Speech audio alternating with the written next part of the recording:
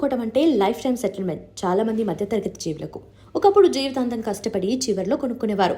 ఇప్పుడు ముందే కొనుక్కొని ఈఎంఐలు కట్టుకుంటున్నారు. అదే తేడా. అయితే ఇలా కొనుక్కున్న ఇల్లు చుట్టుపక్కల పరిస్థితుల కారణంగా ఉండలేని పరిస్థితులు ఏర్పడితే నరకమే. ఎందుకంటే వదిలేసి పోలేరు, అక్కడ పడే బాధల్ని భరించలేరు. అందుకే ముందుగా ఇల్లు లేదా ఫ్లాట్ కొనే ముందు ఇరుగు పొరుగు వారి మనస్తత్వాలను కూడా అంచనా వేయండి. అపార్ట్మెంట్లలో అయితే చిన్న చిన్న విషయాల మీద గొడవపడే పొరుగువారు అంటే ఇక ప్రశాంతంగా ఉండలేరు. కొంతమందికి తమ ఇంట్లో ఏం జరుగుతుందో అనే దానికన్నా పక్కింట్లో ఏం జరుగుతుందో తెలుసుకోవాలన్న క్యూరియాసిటీ ఉంటుంది. అలాంటి వారుంటే మీ ప్రతి కదలికపై నిఘా ఉన్నట్లే. కొంతమంది పక్కింటి వాళ్ల మీద వాలిపోయి పనులు చేసుకుంటామనుకుంటారు. అలాంటి మనస్తత్వాలు అపార్ట్మెంట్లో ఉంటాయి. ఎవరికి వారు తాము చేసేది కరెక్టే అనుకుంటారు. పక్కన వారిని ఇబ్బంది పెడుతున్నామని అనుకోరు. అలాంటి వారు ఉన్న పక్కనే ఇల్లు కొనుక్కుంటే ఇక తప్పించుకోవడం లేదు. ఇక చీటికి మాటికి గొడవ పడేవారు ఉంటారు. మనుషులు అందరూ మంచివారు కాదు, అలాగని చెడ్డవారు కాదు. మనిషిలోనే అన్నీ ఉంటాయి. అలాగని అందరితో అడ్జస్ట్ కావటం అందరికీ సాధ్యం కాని పని.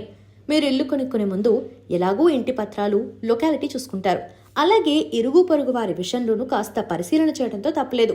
అలా చేసి సర్దుకుపోగలమనుకుంటే ఇక ఆ ఇంటికి తిరుగుండదు. ఏమీ చూసుకోకుండా కొనుక్కొని తర్వాత నిత్య నరకం అనుభవించడం కన్నా ఈ పరిశీలన కూడా తమ జాబితాలో చేర్చుకుంటే చాలా బెటర్ కదా.